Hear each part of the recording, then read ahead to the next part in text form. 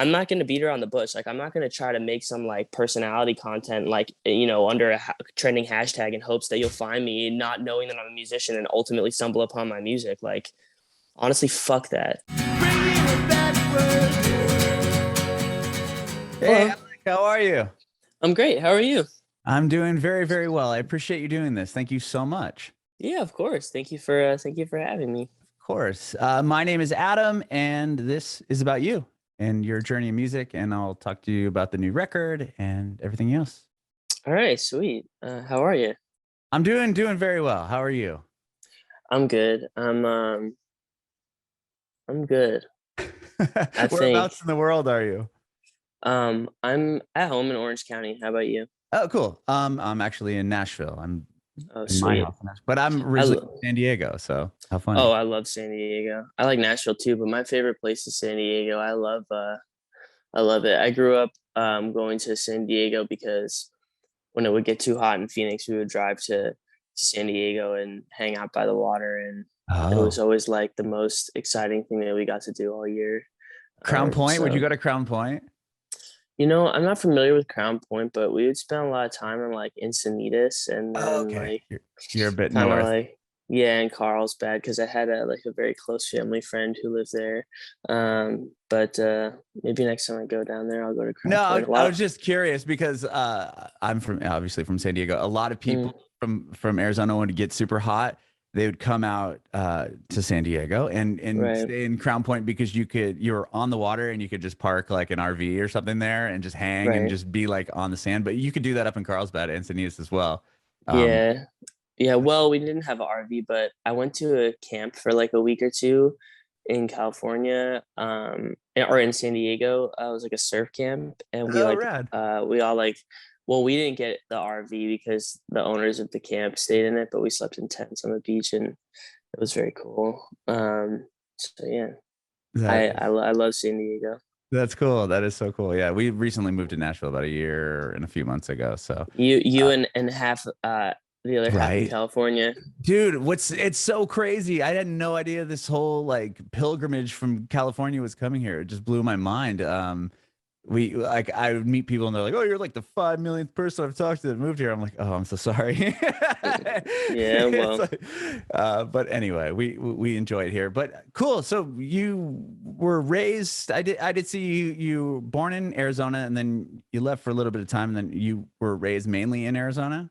yeah. So I moved to New York for like 3, 4 years when I was little, and then we moved back to Phoenix, and I spent most of my time in Arizona. I definitely like there were things I liked about New York, but um, I think I'm more of a desert kind of kid. I love Sure. going to New York, but the gray clouds like really they didn't do it for me. But Yeah. then like the summers are pretty bad, but I don't know. But yeah, so I spent most of my time there, and then I moved to California when I was 18, and I've been there since. I've been here for 10 years. Wow. Okay. Well, Hmm. getting into music, when were you playing an instrument or into music prior to moving from New York back to Arizona? I think I like I think I was always like into music in a way, but I didn't really realize that I was, even though like looking back on it now, it seems pretty obvious to me that I was really um passionate about music even before I was like conscious of it. Um but I think that like I started learning to play an instrument when I was like 14 or 15. And then I like decided that it was something that I wanted to do professionally, like maybe my junior year in high school, senior year in high school. And then I kind of just sort of, yeah, from like the time I was like 17 on, it like became kind of like my identity. But there was definitely a period of time where it's like a gradual thing. But Hmm. yeah. Was Mm-hmm. it, you said when you're around 17, that's Mm-hmm. when you decided you wanted to do this. Was there like a moment or were you writing songs prior to that age? Um, Yeah, I think that, well, there was not like a specific moment, but I think that like ultimately the catalyst was, I was turning 18 and I had to decide like what I wanted to pursue professionally. And I realized there wasn't anything else that I really wanted to do. I think the reason why I didn't want to do music at first when I was like 14 or 15, even though I was learning how to play guitar, was because I didn't know that it was like a that I could like actually seriously pursue a career in music. I remember like one of my teachers saying like, they were talking about different students in the class, and they were like, "Oh, maybe one day Alec will become a musician." I was like, "That'll never happen."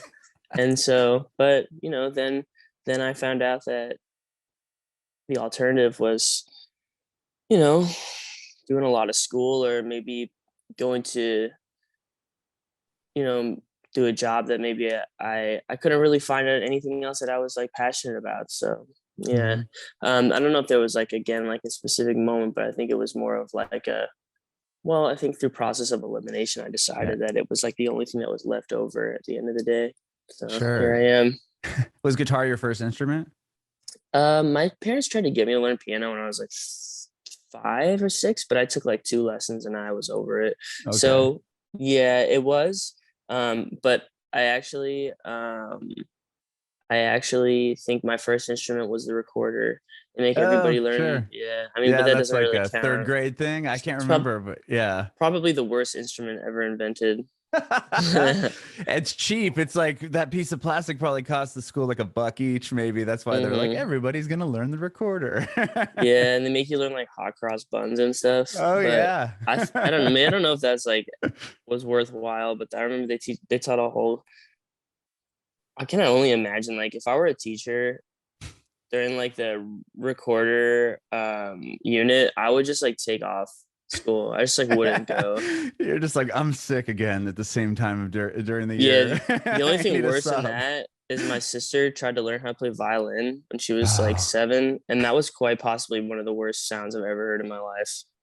I could still remember it now. It makes me scared. She was very bad. Yeah. That's That's hilarious. like a violin is like one of the most beautiful instruments, but it is For sure. probably when played poorly could quite possibly be worse than the recorder. Yeah. Yeah, I don't think Mhm. you're wrong. Yeah, it's like a cat screaming or something. It's like, Yeah, it's no good. oh, that's hilarious. Yeah. Were you all in chorus or anything or choir? No. Wow. No, I didn't sing in front of people or anything like that. Like I didn't even know I could sing until like later in my life. Um, yeah, no, I mean like I just like I didn't really like I don't know. I sometimes even now I don't necessarily feel like music is like really my thing. Like I think the thing about what I mean? Like I feel like music for me is like something that I learned because it helped me communicate. But I think the thing that defines like who I am are like the ideas that I choose to communicate through music. So the music is really secondary to like the message that I'm trying to convey through it. And I think ultimately like that's what makes me who I am. Mhm. So it sounds like, yeah, like the lyrics are the more important piece is as far as the message Yeah, I you're getting mean, it through. and not and just like and not even the lyrics, just like the sentiment that the lyric convey. Because I think that like music just happened to be like the most effective medium for me. Hmm. And maybe it could have been something else if I was exposed to other forms of art at an earlier age, or found a way to get into them. Probably not, because I don't think I have like a really like a natural affinity for anything else. But I think as a result, um, that's sort of like what led me down this path in music. But when I was younger, like I was never like I was never like like a music sort of like a guitar kind of like Like the Shredder or guitar something. freaks, like Yeah. which is like not freak in a derogatory way, like the people who are just like oh, I shouldn't cuss, people who like No, you geek can out cuss if about you want. Yeah, okay. if unless you don't want to, but you can No, cuss. I mean, I don't mind, but I don't want to be rude. But No, like, no, you can cuss. people who like geek out over like music, and they're like, Yeah, yeah, yeah. I was not, that was not me. But I think I've like sort of like kind of like grown into that identity, because as I learn more about music, the more I become passionate about like the music part itself. But I think for me, like, my initial goal was just like, okay, these are like the ideas I want to convey, and I knew what I wanted to like accomplish in my life, like from like a young age, but I didn't know like necessarily like what the path was gonna be. Hmm. And so sort of was just like, okay, well, this is the identity I've assumed, um, to hopefully like achieve the goals that I have of eventually expressing myself. And then I had to kind of like learn all of the skills that I needed in order to accurately convey my message. If that Was it makes like sense. a therapeutic thing? Like, okay, like I have these feelings and I want to express them, or it was like I have these ideas that I want other people to I don't think attach it was a to? therapeutic thing. I think it was just like I have no choice like but to express myself. For like since I was young, like I can't shut up. You know, I mean, like if I see something and I feel a certain way, I just have to say it. You know, I'm not Hmm. very good at like keeping things to myself. And so you know, I was like young when I was younger. I was like into like geopolitics and stuff like Okay. when I was like in fifth and sixth grade, and my friends were like, "Dude, what are you talking about? Like, shut up," And it's like, I mean, I didn't really know at the time. I still don't know, but I like to talk about it. Uh-huh. And so found that like doing it through music was like a more palatable way for me to express myself, and also it was, yeah, I don't know, yeah, No, that's how I no, that found makes it. Yeah. sense for sure. Well, I think also too, like it's, yeah, I don't know. Yes, I love that. Oh, that's what I found. yeah, But and it's not always like what I talk about in my music, but a lot of the times it is. I mean, I also like say the other things that I'm feeling too, but like writing love songs and stuff is like something that like came way later for me, because it's not like I enjoyed listening to love songs as a kid and like growing up, but it was not like something that was like, like a preeminent in my life, like thinking about like, like my broken heart and stuff. Like I obviously think like those emotions are important and they're things that I talk about, but mhm, like there are other things that were more important to me mhm. And and you and continue to be. yeah. Um, I mean, because uh, yeah, not all your songs are obviously are all love songs or breakup songs or well, like yeah. 95% of them are not. Like some of Right. the most popular ones happen to be, but um, yeah, I yes, and more recently, I've sort of like become more comfortable with um saying the things that were on my mind. And trying, and I think I've like, yeah, also too like a lot of the things that were happening in the world, especially over the last couple of years, were like so egregious that I just like Mhm. couldn't really ignore it anymore. And so I tried to approach it in a way that is not polarizing, because I think ultimately, like, that is not the best way to bring people together towards a common goal. But if they are, then Yeah, no, I I don't completely care. agree with you. Yeah, it's a lot like you said earlier. It's a lot easier to like digest something like that if you aren't like shouting it at somebody, or if it's more the way Hmm. you present it, people are gonna respond in a certain way. Hmm. Yeah. Well, hopefully we'll find Oh. out, I guess. Sure. Well, you Hmm. ended up going to school at USC, right? Hmm. Yes, I I did for mean, about a that's year. incredible. I mean, that's a difficult Is school to it? get into, though, right? Yeah. What did you Maybe. go for? Did you go for music? I went for music. Yeah, it Okay. was cool. I think that, yeah, it was good. It was good. I have a very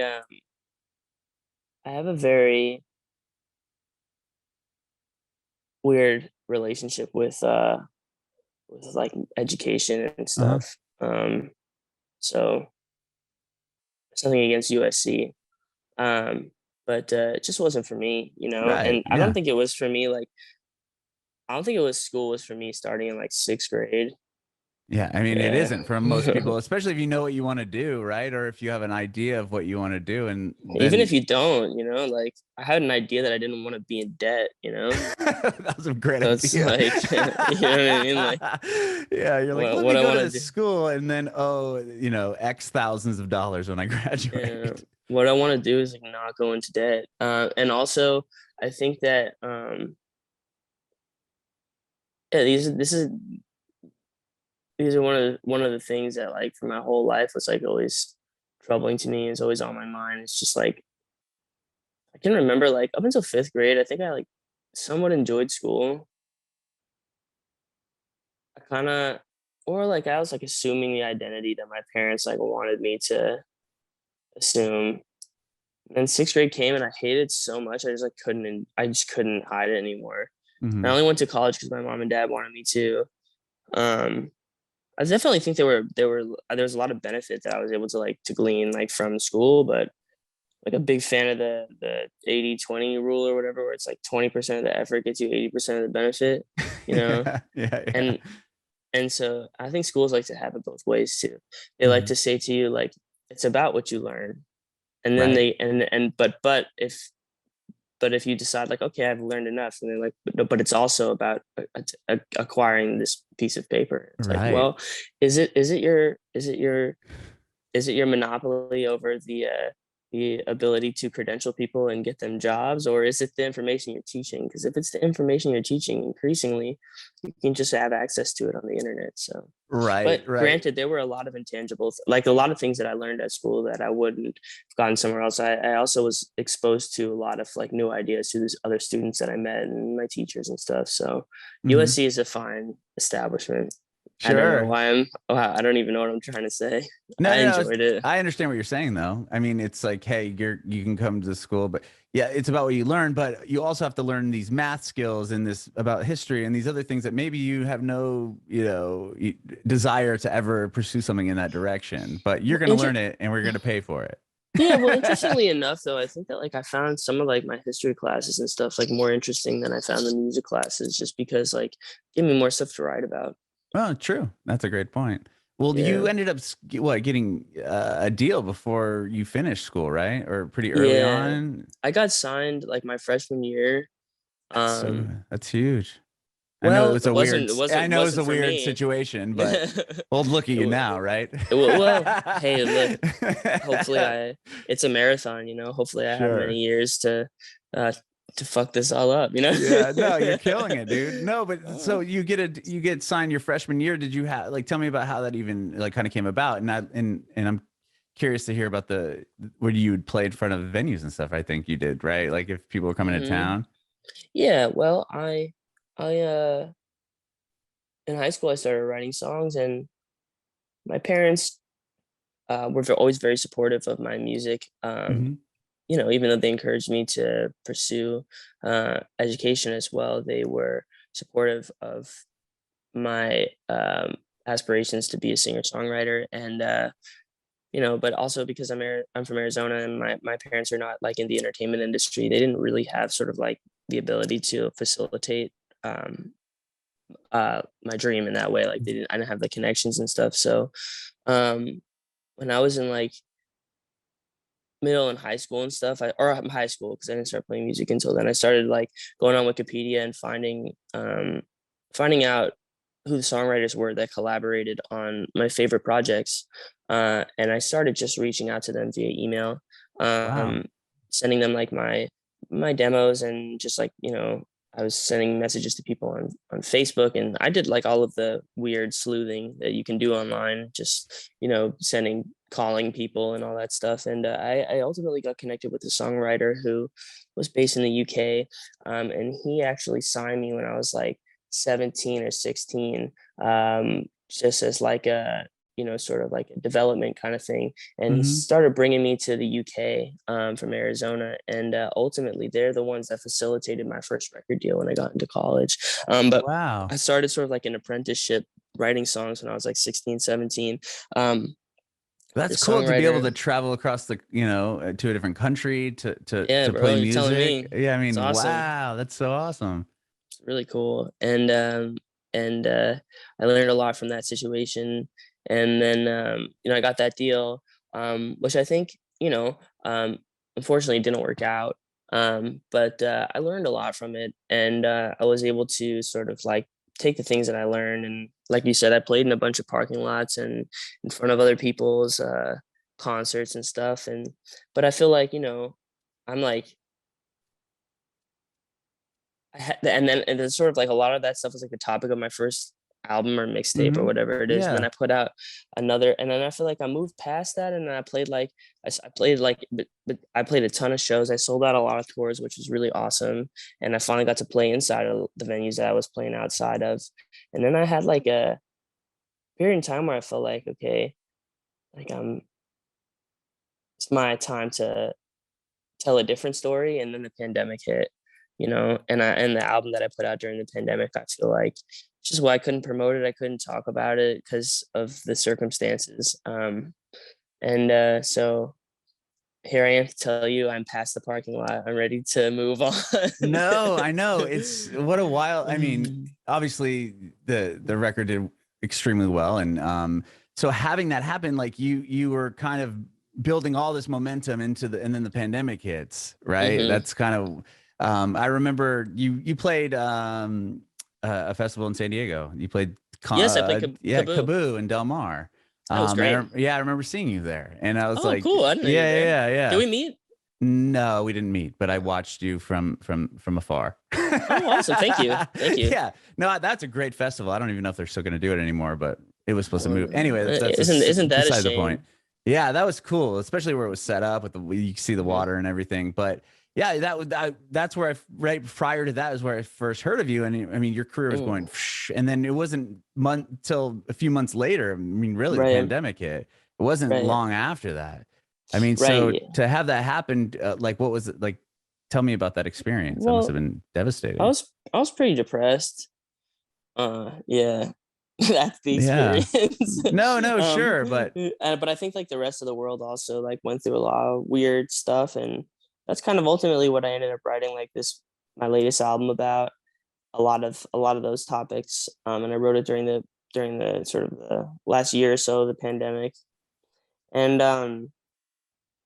you know what? I'm still processing a lot of the stuff that happened, and I think also like it's not done yet. A lot of the fallout from the pandemic itself, and then sort of like the policy that came after. mhm. Um, we're not really done with a lot of the impacts Oh, sure. that's going to have and is having, and all of that stuff. So I can't really tell you how I feel about it because it's not like over. I'm just like Right. looking at like everything that's going on with like the economy and stuff, and it's a very scary time.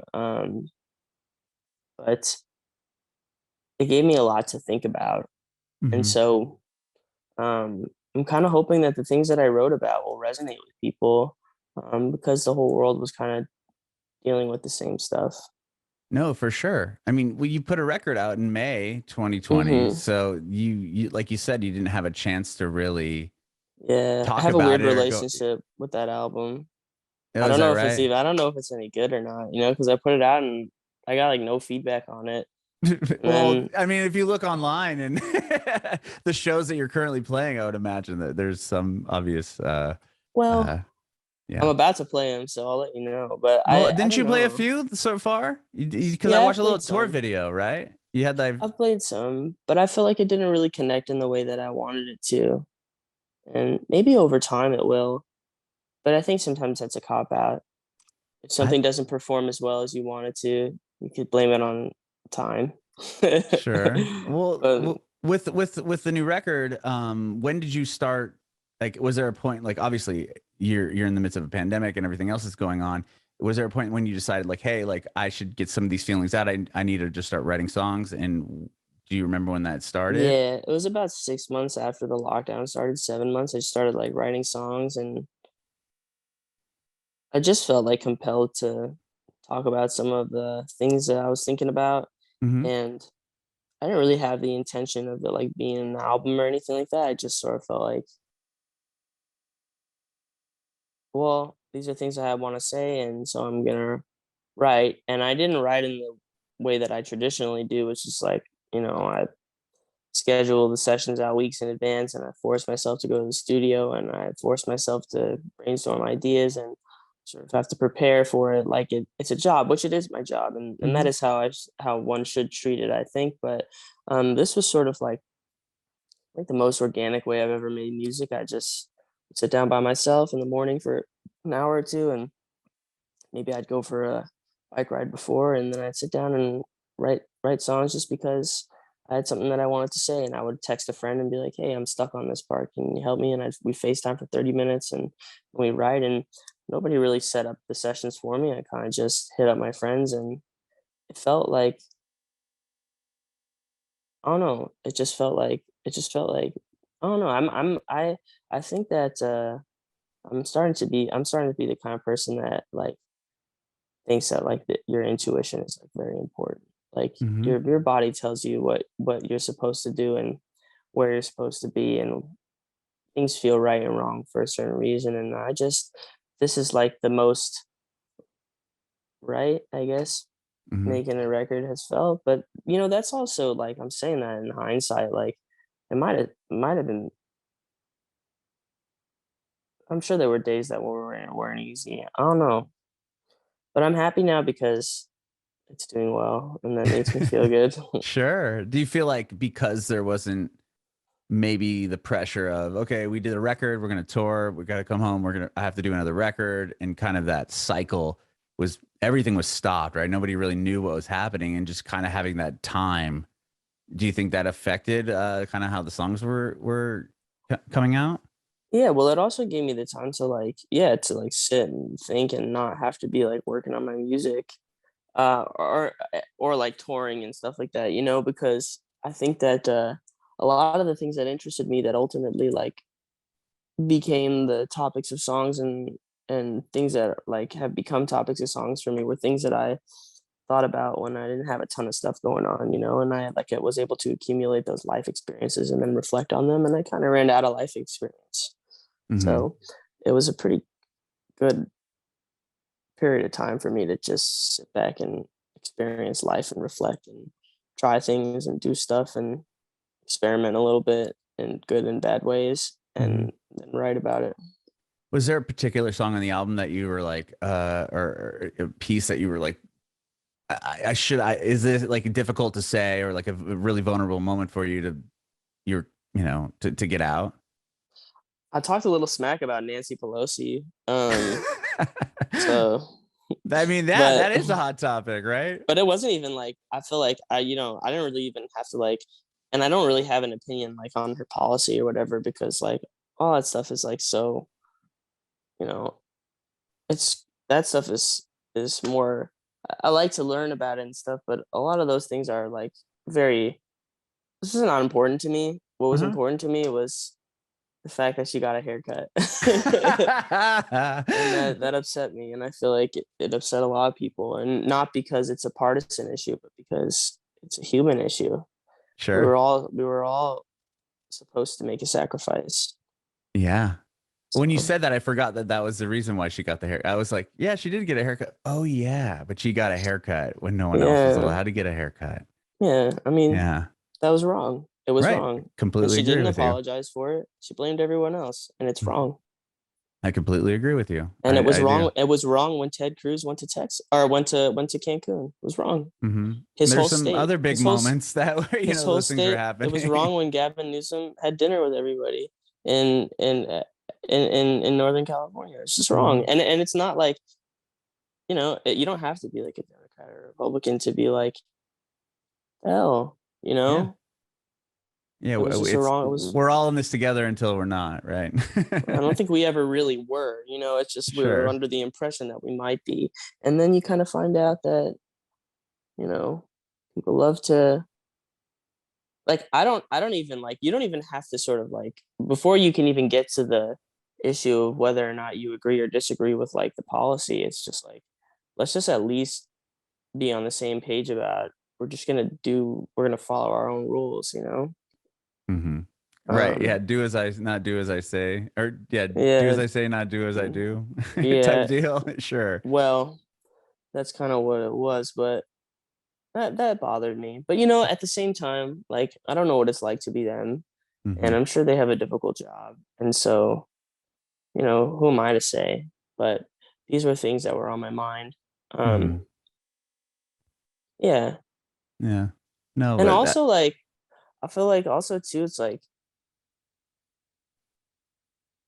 yeah, I don't know. I think those are things also too as well that, like, are very, um those are things that, you know, issues that people can talk about, that I think that,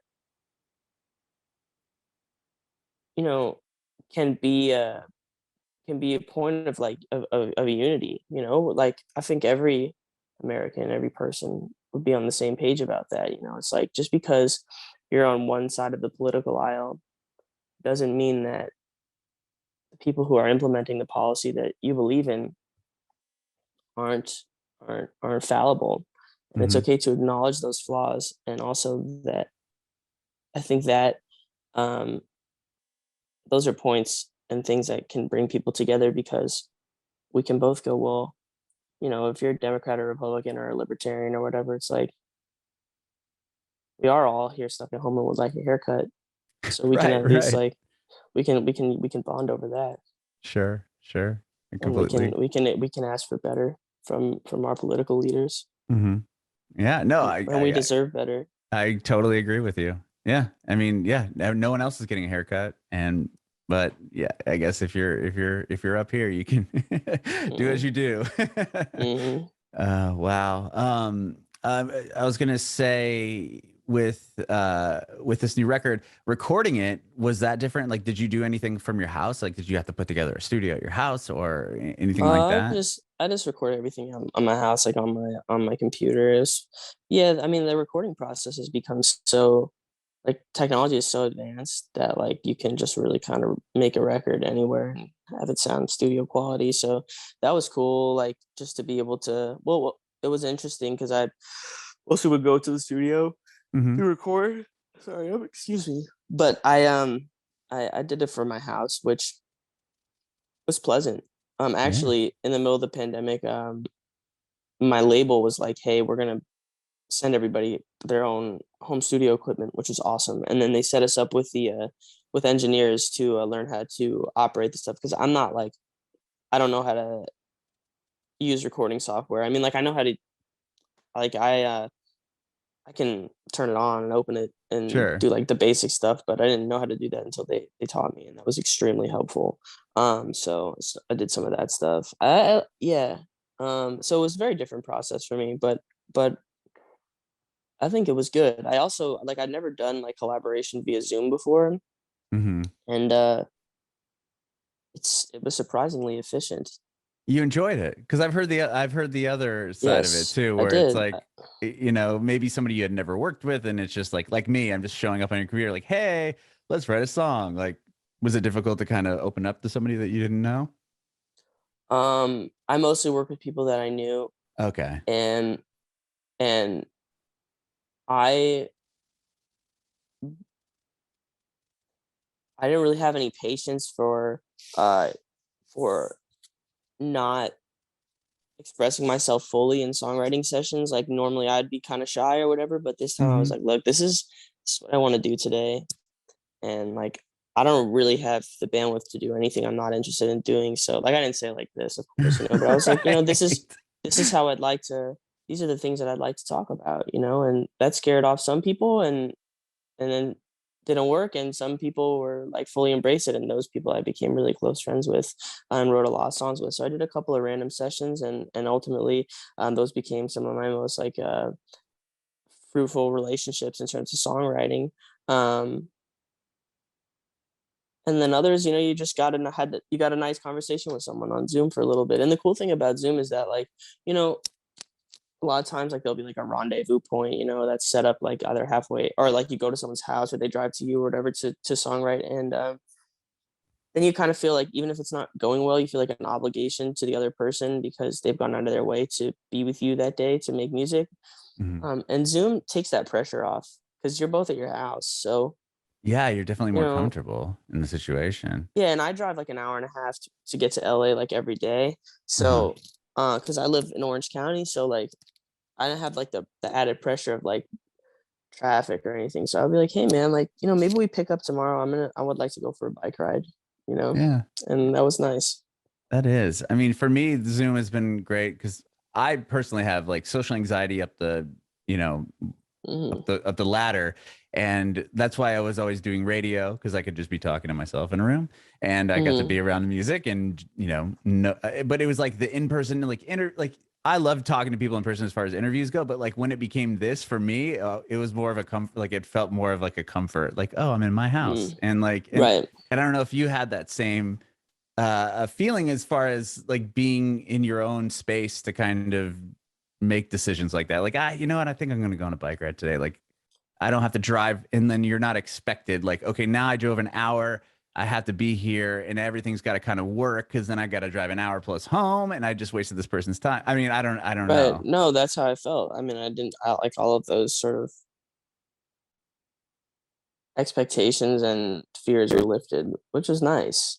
Hmm. There are obviously limitations to being on Zoom and stuff too, and there's like a Sure. little bit of audio visual latency and stuff like that, Hmm. and like things that you can do in the studio that you cannot do on Zoom. But I think also it was like a nice change of pace. Yeah. Yeah, and I am definitely more anxious when well, also too, like a lot some of the songs on this album, you know, I always like to write by myself, and a few of the songs on the record I just wrote on my own, so, um,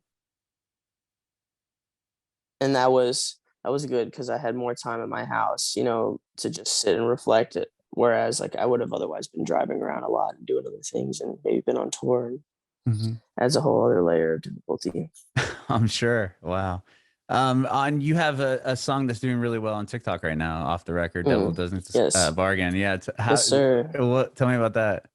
I wrote it by myself, Was and then that I one of the took it ones you wrote by yourself? Wow. then I took it to, my friend Nolan, my friend Aaron, and they, helped me finish it out, and they produced it, and then my manager loved that song. I didn't really think anything of it. I was gonna give it to someone else or not put it out, and he convinced me to put it on my album, and I'm happy that I did. So, was that a video you threw up? Like, how did the song start getting traction there on TikTok? I just I realized that, like, you know, the current landscape of social media and music and music marketing just is what it is, and I've been trying to fight it for so long because TikTok is not something that comes natural to me. Hmm. But then I also realized, like, I have to promote my record, um, and so I just kind of grabbing the bull by the horns and just doing it, like, just posting. I'm not like doing things that are unnatural to me, you know. Like, obviously, like the whole like self promotion thing is a bit like sort of uncomfortable, and it's always been uncomfortable for me. But the prospect of like my record not being successful is even more uncomfortable. So I just have been promoting the shit out of it, and I don't care what people think because I got a record to promote and I want to keep making music. So Hmm. that's what I'm doing. I'm just posting and posting and posting, and then I think I just posted so much that like something just caught on, you know. And I'm sort of just throwing things at the wall and seeing what sticks. And if it doesn't work and it's embarrassing, I delete it and I move on. You know, like Yeah. whatever. That's Uh-huh. it. That's my approach to TikTok. It's the shotgun approach. You know, it's just something will stick. Just throw paint at the wall and see what happens. Yeah, that's what I'm doing.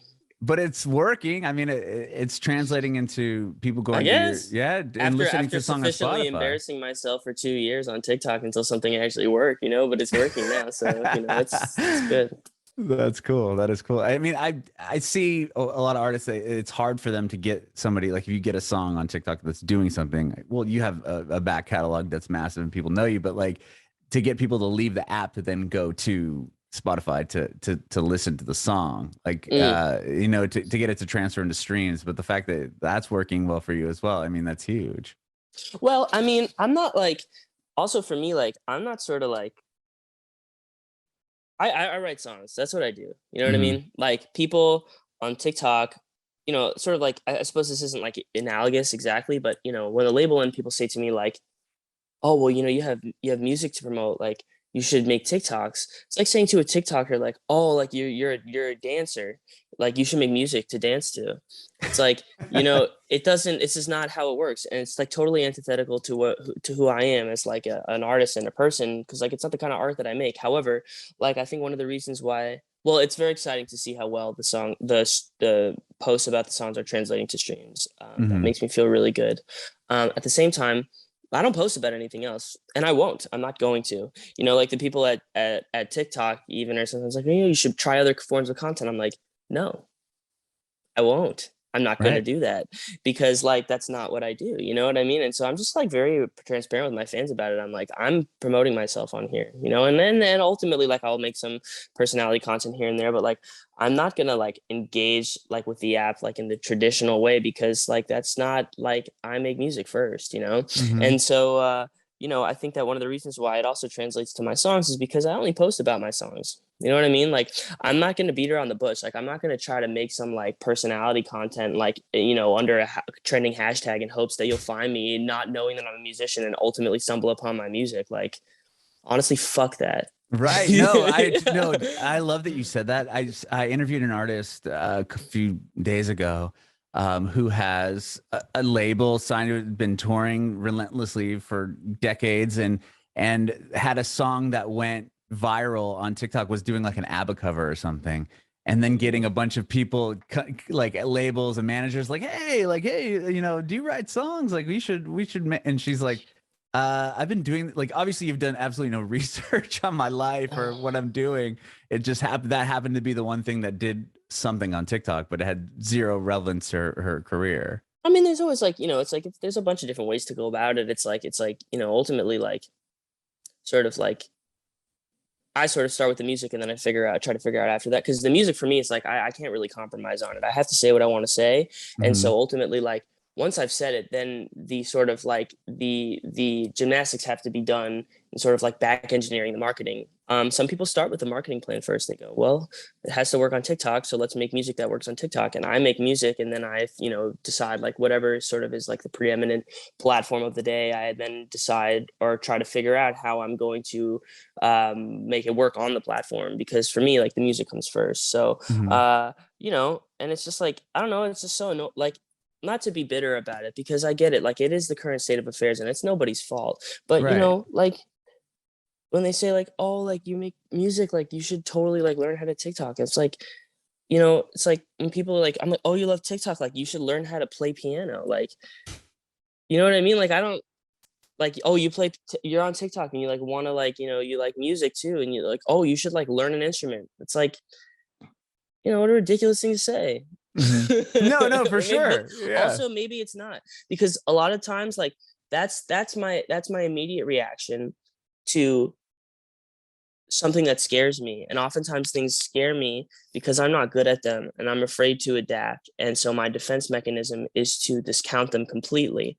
And I have to look at myself in the mirror and go, is this something that is I really don't want to do, or am I just afraid of it? And I think in some sense I am afraid of it. So you have to take like what I'm saying with a grain of salt because I'm biased. You know, my opinion is completely influenced by emotion. So, Hmm.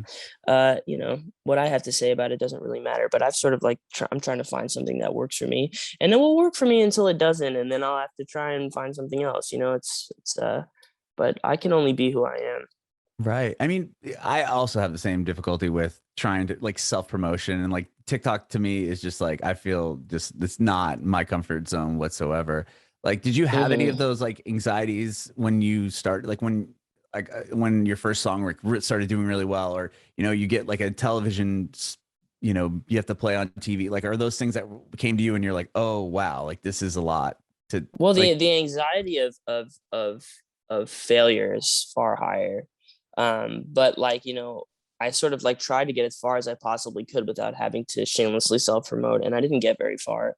And sort of like, you know, it feels like very antithetical to like the person that I am to like be like the guy who's like, yo, you should listen to my shit. Like it's right, good. check Like, me you know, out. it's like Yeah. also because like, you know, like a lot of the themes in my music are me trying to figure out who I am and where I exist and sort of like the world and like where my place is in the world. And so for me to sort of like, you know, it does feel very unnatural, but um then like, you know, through process of failure and also like having people in my life who told me to grow up and then also having the added pressure of like having to figure out how to do this in a way that's like financially sustainable. Hmm. You realize that something ultimately that you have to do. Also, like, you know, if you don't like, you know, that whole idea like build it and they will come Yeah, I always say that to my is son. like it's just but it's not like it is true because but it's not true. You have Right. to build it, advertise it, and they will come.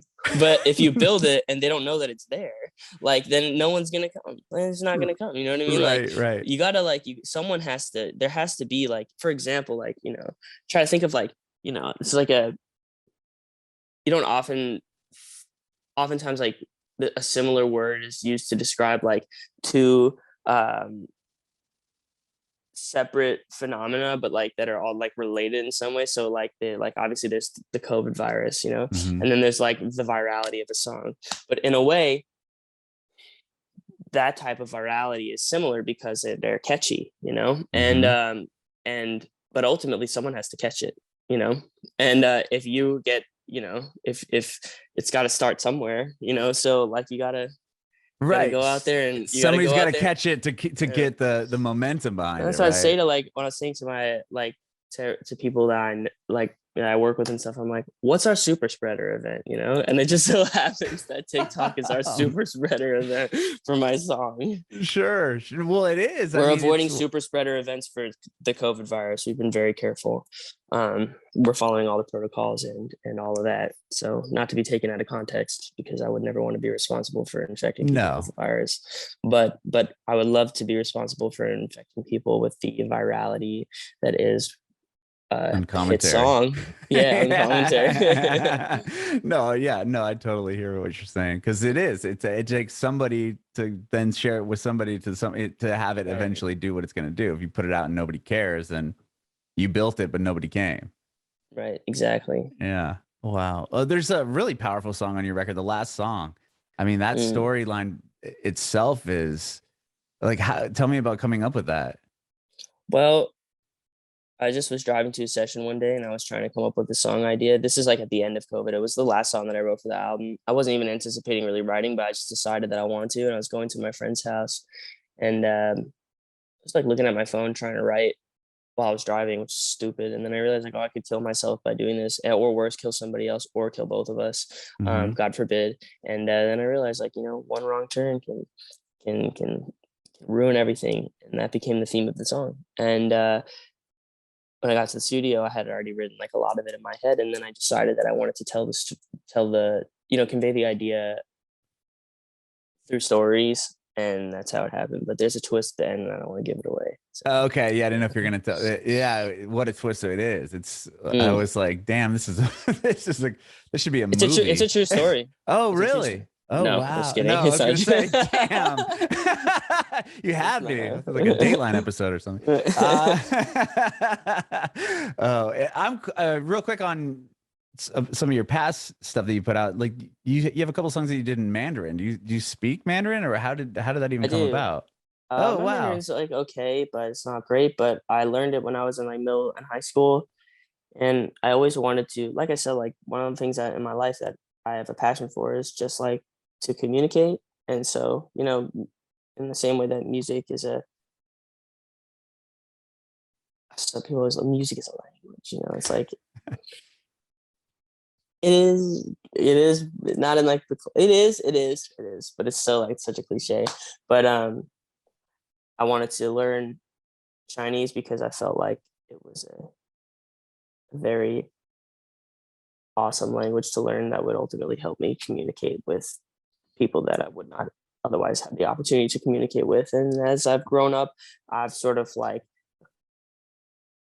learned different skills and hobbies and acquired different passions and stuff. And then I just like, you know, when it came time to figure out how I was going to make it all work, I tried to combine them. So that's it. Is it something you still practice today? Like, are you? Well, not like actively because I don't really have anybody in my life that like is fluent Mandarin. So um when I travel and stuff, if there's opportunities for me to use my language in a setting that doesn't feel like too intimidating, then I'm I'm inclined to practice, but That's cool. it's not often. There's nothing like being like fully immersed in a culture that helps you learn a language and and I don't have the opportunity to do that currently. Mhm. Sure. No, yeah, I just thought it was so cool. And then I listened to the songs, and it's, you said music is a language, but not really. But you listen to the song, and it doesn't matter if I can understand what you're saying or not. You could tell it's a great Mm. song.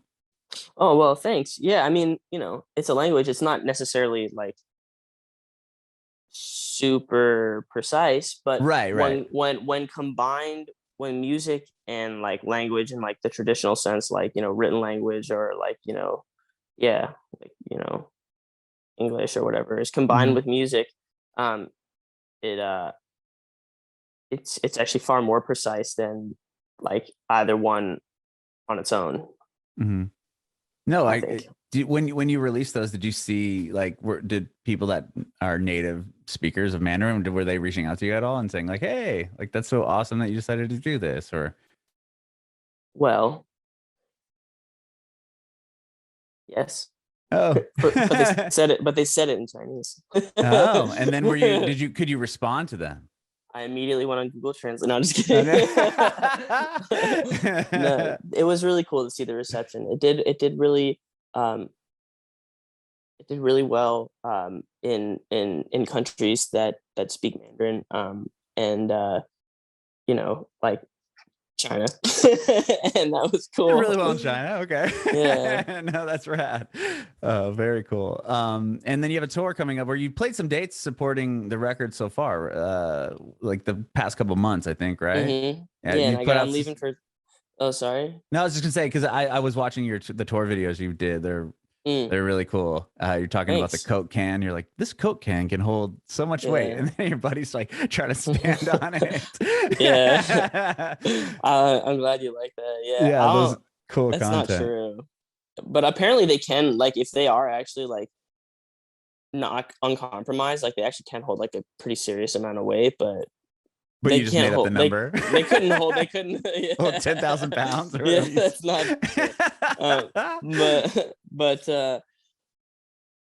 yeah, I'll say anything for a laugh when I get really bored on tour. No, that was a good Yeah, the one. tour was great, and I'm leaving for Europe in about 10 days, and it's gonna be really fun. And yeah, I'm hoping that I can go and put some smiles on some people's faces, and because it's gonna make, what a weird thing. I'm hoping that I'm gonna go and put some smiles. No, I'm gonna be smiling. I'm gonna put a smile on my own face. I'm excited to go and play. And it's nice to interact with people and see people happy. So I can't Yeah. wait.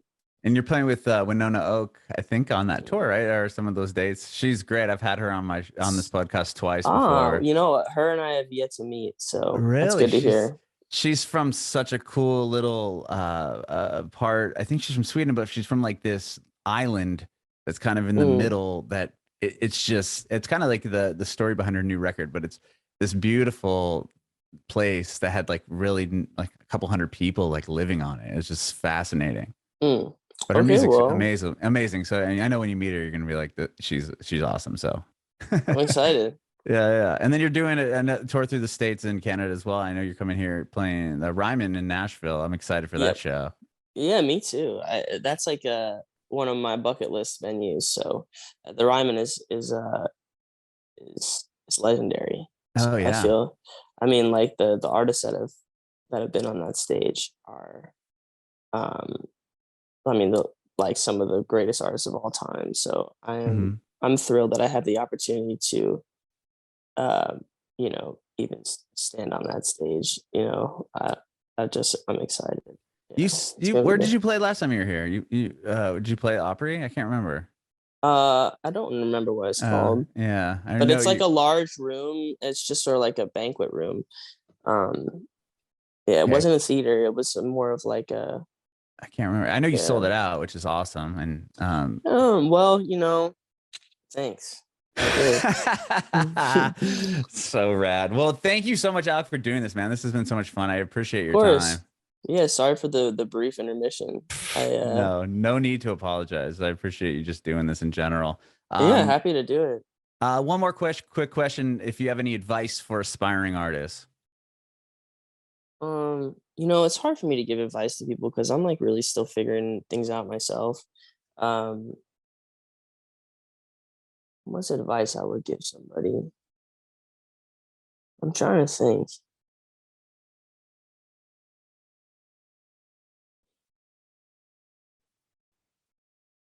I was gonna like, I want to give like a funny answer, but I actually want to see if there's like something that like, because the only thing that's popping into my head is like something that's like would be a joke, but I want to give me a second. Maybe there's something that will pop into my head that is serious that might be of value to somebody who is. Oh, well, hmm. I don't know. I don't really have any advice. I wish I did. You'd have to be more specific. Advice on what? Was there something that you learned along the way that you could pass on to somebody that was like, how do I keep doing this? Like, was there how did you continue going on when you felt like, or even something like after your record deal falling out? Like, how do you, like, was there something that kept you going? Like, how did you keep going forward?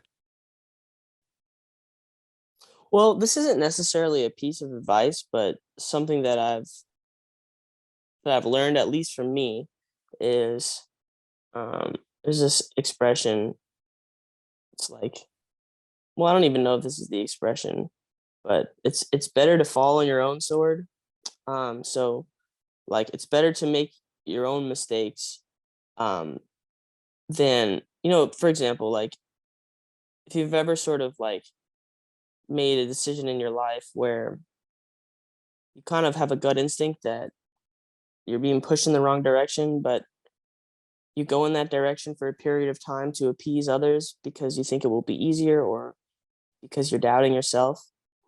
And, if they're right, great, whatever. But even then, it's, better to have your own successes, I feel. But um, failing when you knew that you should have gone the other way is more painful than going the wrong way and just living with your own mistake. Like if you go down a certain path because it feels right and it ultimately ends up being a dead end, like that's something I can live with, because I did it on my own accord.